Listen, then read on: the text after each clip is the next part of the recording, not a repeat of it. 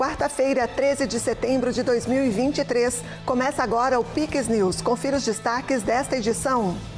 Governo federal anuncia 1 bilhão em empréstimo do BNDES para os municípios atingidos por ciclone no Rio Grande do Sul.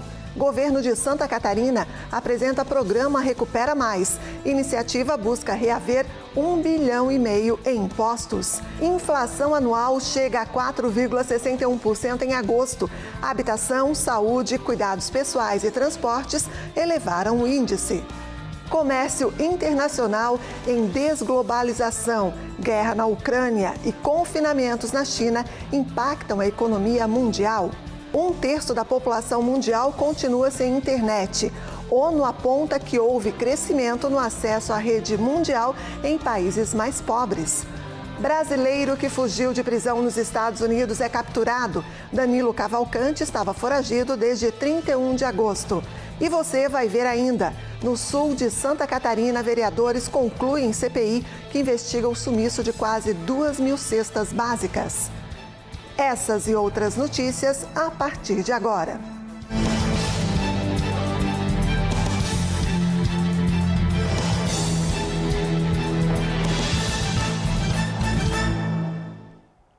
Olá, obrigada pela companhia. Agora 8h02.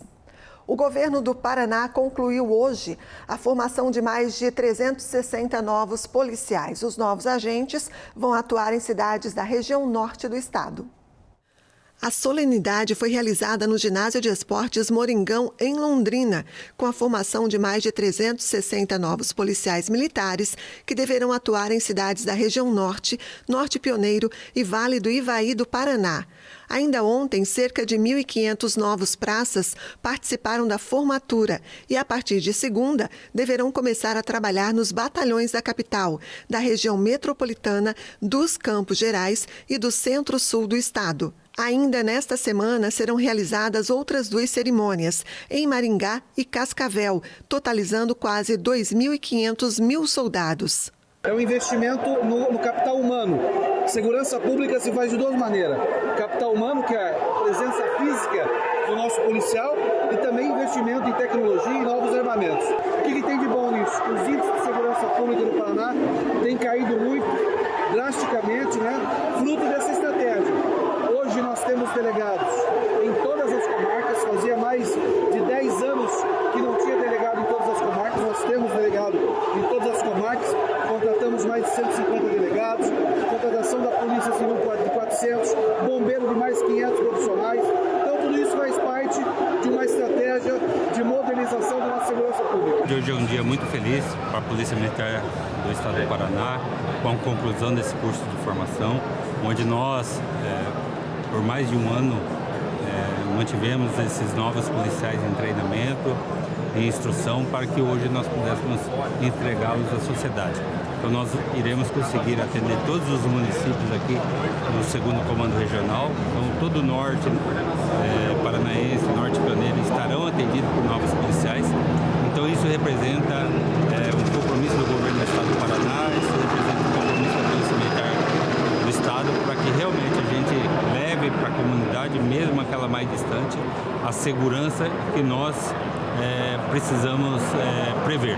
A formatura é o encerramento de um dos maiores concursos públicos iniciado em 2020, feito pelo Estado para a instituição que se aproxima dos 170 anos.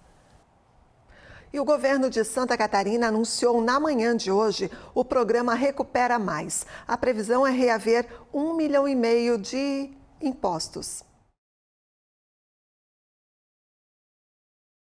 Considerado o maior programa de recuperação fiscal da história, o governo do estado pretende reaver boa parte de impostos que estão em aberto de empresas cadastradas na dívida ativa. O programa oferece desconto de até 95% sobre a multa e os juros para pagamento à vista e prazos diferenciados a partir da adesão. Ou seja, quanto antes aderir ao programa, maior será o desconto e o prazo oferecido ao contribuinte no parcelamento da conta, com opção de até 72 vezes. Então, com tudo isso, a gente entende que nós estamos indo ao encontro do empreendedor para que ele regularize a sua situação, né, para que ele possa manter emprego e renda de um lado, e de outro lado o governo, naturalmente, buscando recursos extraordinários também no sentido de formatar e conseguir construir ainda melhores políticas para a sociedade. A projeção do governo catarinense é recuperar 1,5 bilhão de um total aproximado de 16 bilhões de reais em impostos já inscritos em dívidas ativas nos últimos 10 anos. O executivo espera recuperar 50% desse valor já nos próximos meses, recursos que deverão ser utilizados em diversas áreas. O dinheiro ele entra em fonte 100, né, que é uma fonte aberta para usar em qualquer tipo de programa que o governador quiser, né, e nosso objetivo naturalmente não é outro do que cumprir aquilo que a gente já elencou, mas também construir possibilidades futuras para que a gente possa estar, de novo, dinamizando e conseguindo um desenvolvimento ainda maior do nosso estado. Empresas em dívida com o Badesc também terão condições especiais de colocarem as contas em dia. A gente está propondo um refinanciamento dessas dívidas vencidas há mais de 10 anos, com condições extremamente atrativas, com um projeto de lei para ser aprovado na Assembleia, e as empresas terão 12 meses a partir do momento da aprovação para aderir a esse programa. Pode ser feito um parcelamento à vista, até 6 meses para pagar, ou pode ser feito de forma parcelada, uma entrada com mais 60 meses de prazo. Se optar pelo parcelamento, a empresa deverá agregar uma garantia, uma alienação fiduciária ou outro tipo de garantia como fiança para que ela possa dar continuidade. O objetivo principal desse programa é dar condições para que as empresas catarinenses regularize suas dívidas e continue participando efetivamente do crescimento e desenvolvimento do Estado de Santa Catarina. O projeto será encaminhado à Assembleia Legislativa. O governador Jorginho Melo vê confiança na aprovação na Casa de Leis. Além de uma oportunidade de incremento no caixa do Estado, essa é uma opção dos empreendedores se regularizarem com o fisco. Então, o empresário de boa-fé, que 99,9999 são empresários de boa-fé, que passou por dificuldade de algo que contra a sua vontade, mas não conseguiu honrar o seu tributo. Ele possa ficar em dia com o governo, a gente possa ajudar ele dando contrapartida no desconto de juro, multa, zerando tudo, enfim, para que ele possa pagar principalmente o imposto devido. Tanto vale para os tributos, como também para o nosso Badesc, que vai estar ao lado do empresário, ao lado do comerciante, ao lado do prestador de serviço, para dizer para eles, nós temos 48 bilhões vencidos, grande parte há mais de 10 anos. Isso não é possível, nós precisamos mudar esse quadro. O Badesc vive um novo momento de estar ao lado de quem produz. Vamos dar desconto também de até 100%. Isso a gente estima que de 48 bilhões vai virar 630 milhões. Os dois projetos estão indo para a Assembleia e eu não tenho dúvida que a Assembleia Legislativa sempre foi parceira de Santa Catarina e vai continuar sendo, fazendo os ajustes necessários, mas aprovando o mais rápido possível. E o governo federal vai conceder R$1 bilhão em empréstimos por meio do BNDES para ajudar a recuperar a economia do Rio Grande do Sul. O estado sofre com os efeitos devastadores de um ciclone extratropical. Os recursos que serão liberados por meio de empréstimos foram anunciados na noite desta terça-feira. O estado gaúcho sofre com os efeitos devastadores de um ciclone extratropical que atingiu diversas regiões na última semana. Além disso, Lula informou que 354 mil trabalhadores com carteira assinada poderão acessar os recursos depositados nas contas do Fundo de Garantia do Tempo de Serviço, o FGTS. Lula, que não visitou o estado gaúcho, enviou no último domingo o vice-presidente Geraldo Alckmin, que sobrevoou e visitou algumas cidades da região, quando ocupava interinamente a presidência da República em função da viagem de Lula à Índia. Na ocasião, a Alckmin anunciou a disponibilização de 741 milhões de reais em ajuda ao governo gaúcho. E a inflação no Brasil aumentou e chegou a 4,61% em ritmo anual no mês de agosto. Os dados foram divulgados pelo IBGE. O órgão informou que a inflação foi de 0,23% em agosto no Brasil, uma aceleração que eleva a 4,61% a alta dos preços em 12 meses.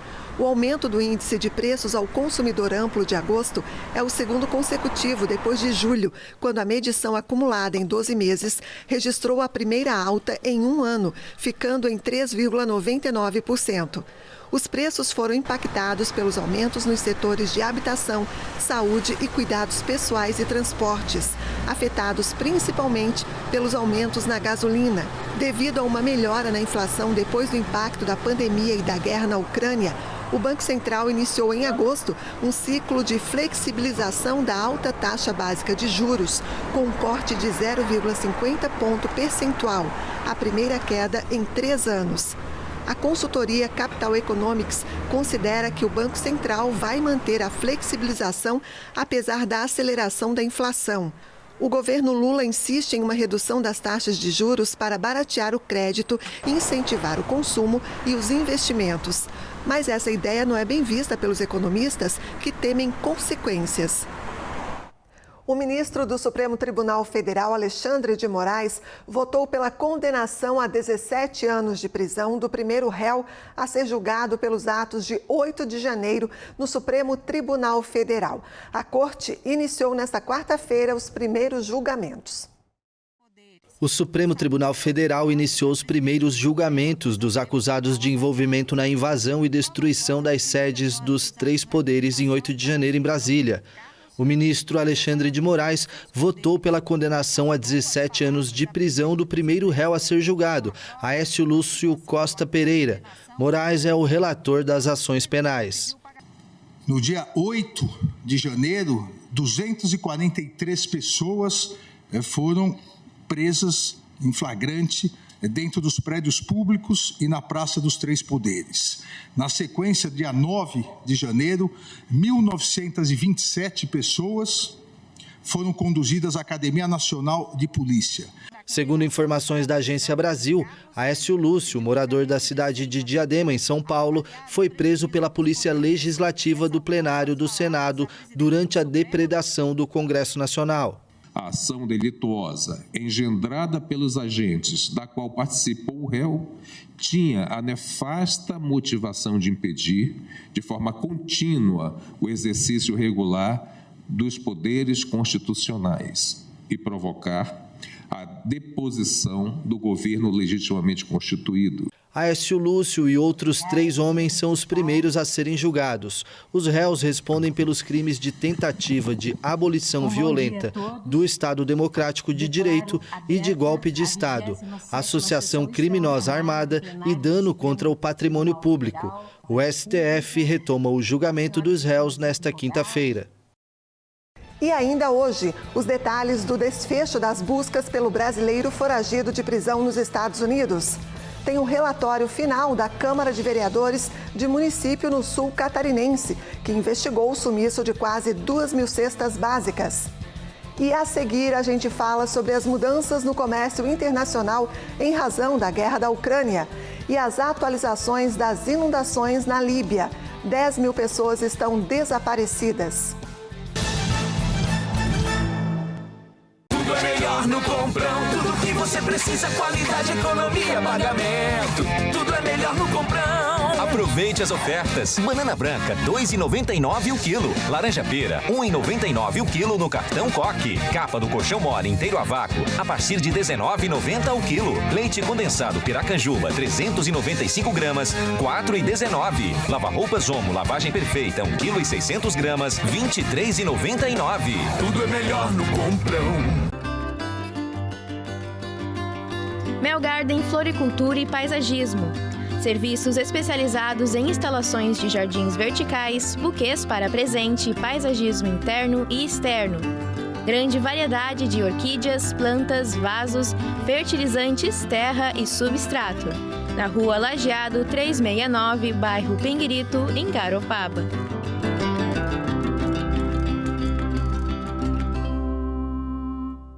Já pensou em estar em um lugar assim? É que visitar minha morada é viver um sonho acordado. E agora ficou mais fácil para ti me conhecer. curta Garopaba na palma da sua mão. Mais que um aplicativo, um guia turístico de tudo o que você pode fazer aqui.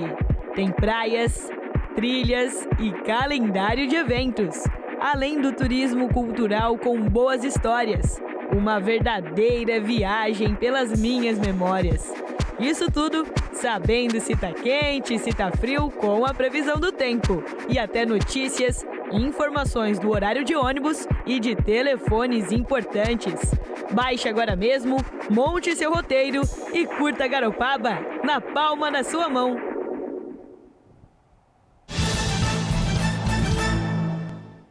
Olá, estamos de volta, agora 8h16.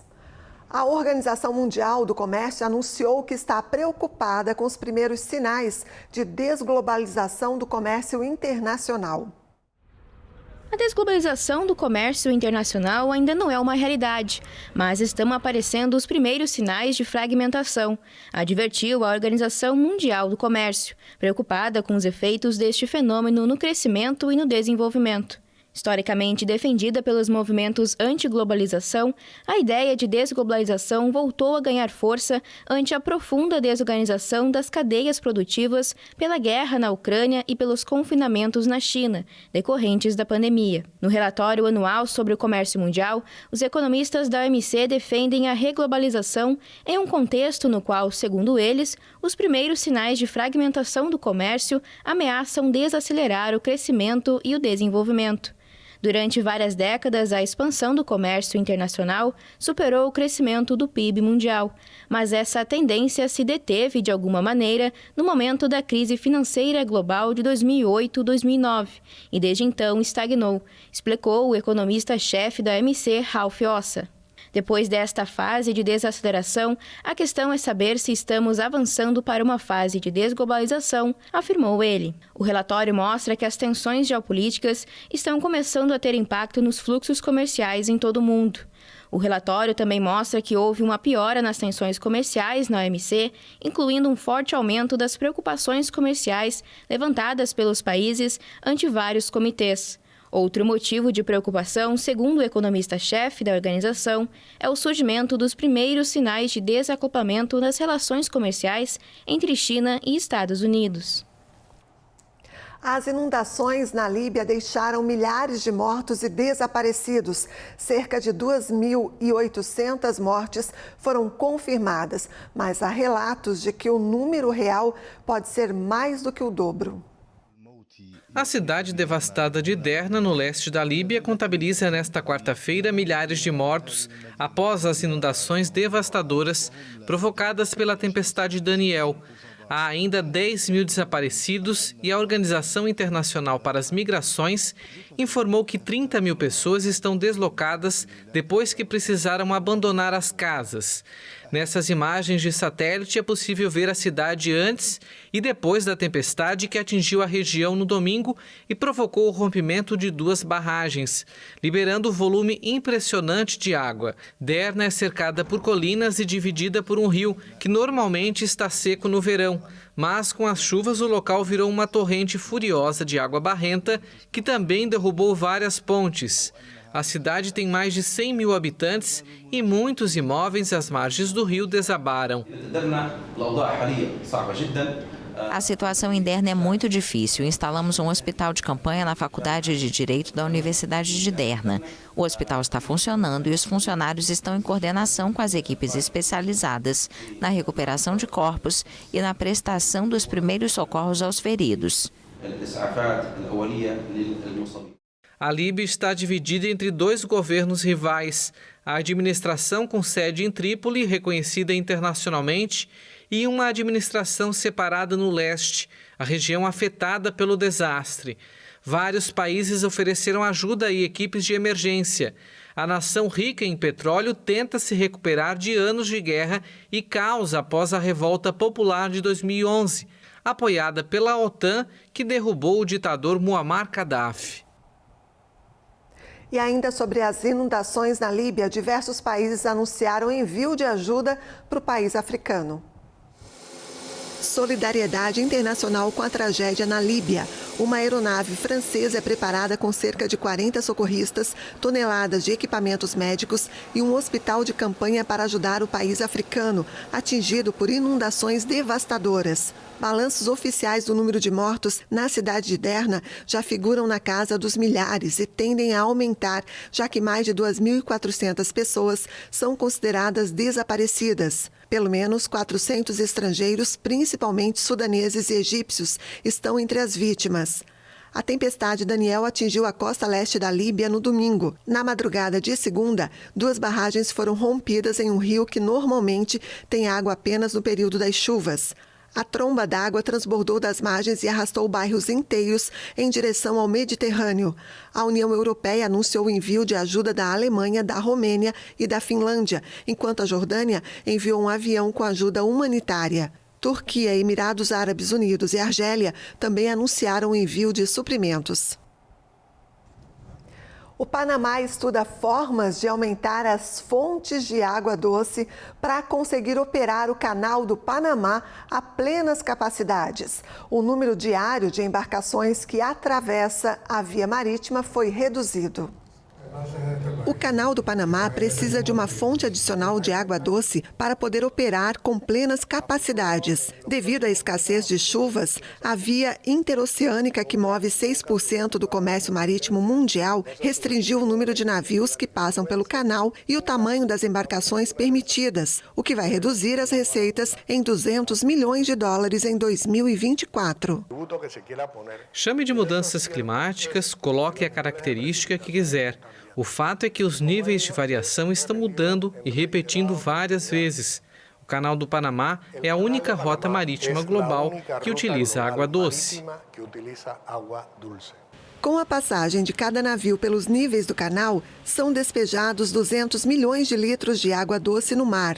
Para economizar, foram reduzidas as travessias diárias de 39 para 32.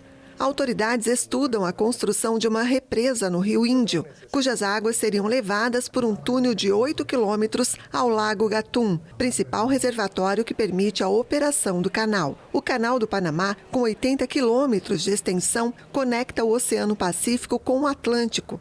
Os principais usuários são Estados Unidos, China, Japão e Chile. E a seguir, a gente te mostra os detalhes do desfecho nas buscas pelo brasileiro foragido de prisão nos Estados Unidos e o relatório final de CPI de município no sul de Santa Catarina, que investigou o sumiço de quase 2.000 cestas básicas. Aí, galera apaixonada por carros, motos e objetos antigos, curte o bom e velho rock and roll, música ao vivo, show, gastronomia típica de pub e ainda o chopp bem gelado, coroado como o 3º melhor do Brasil. Tá na hora de vir pro D20, pessoal. Vem viver essa experiência com a gente.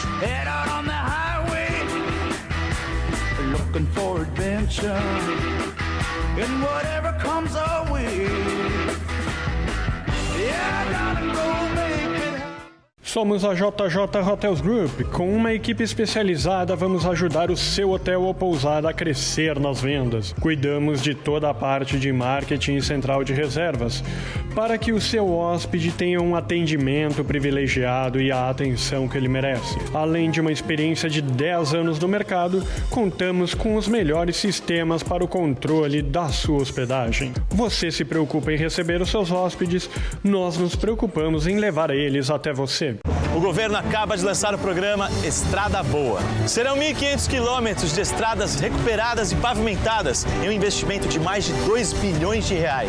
Mais de 200 municípios serão beneficiados com obras em 600 locais. É muita obra. Com isso, teremos mais segurança nas estradas, menos custo de transporte, além de milhares de novos empregos. Programa Estrada Boa é a nossa infraestrutura levada a sério. Governo de Santa Catarina. Olá, obrigada pela companhia. Agora, 8h26. O número de pessoas conectadas à internet nunca foi tão alto. Mesmo assim, últimas estatísticas da ONU apresentam que 1/3 da população mundial continua sem acesso à internet. De acordo com as últimas estatísticas da ONU, publicadas nesta terça-feira, 1/3 da população mundial continua sem acesso à internet em 2023, embora o número de pessoas conectadas nunca tenha sido tão alto.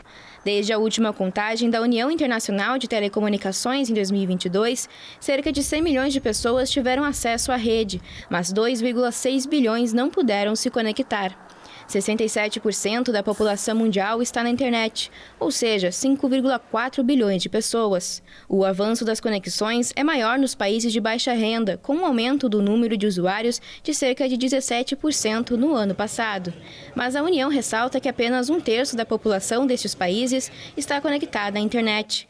As últimas estimativas globais confirmaram que o aumento de 2 dígitos da conexão observado em 2020 foi estimulado pelo confinamento e os longos períodos de teletrabalho durante a pandemia de Covid-19. As populações que ainda não estão conectadas são também as mais difíceis de alcançar. Outros obstáculos são frequentemente subestimados, como a baixa velocidade de conexão, preços altos demais e a falta de conhecimento digital básico, além de barreiras culturais e linguísticas, discriminação de gênero e, às vezes, a falta de acesso à eletricidade.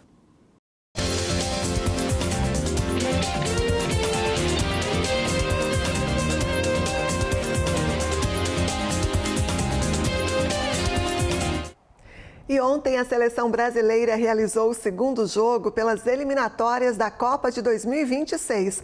O confronto foi em Lima, no Peru, contra a seleção da casa. A seleção canarinho fez o único gol da partida no finalzinho do jogo, com o zagueiro Marquinho, após cobrança de escanteio de Neymar. Ainda no primeiro tempo, o Brasil teve 2 gols anulados. O jogo terminou com a vitória brasileira por 1-0 diante do Peru.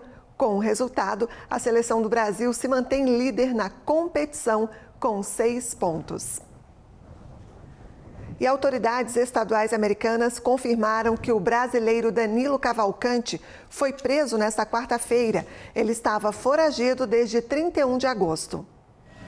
O governador da Pensilvânia confirmou a captura de Danilo Cavalcante, brasileiro condenado por homicídio, que estava foragido da prisão há 14 dias.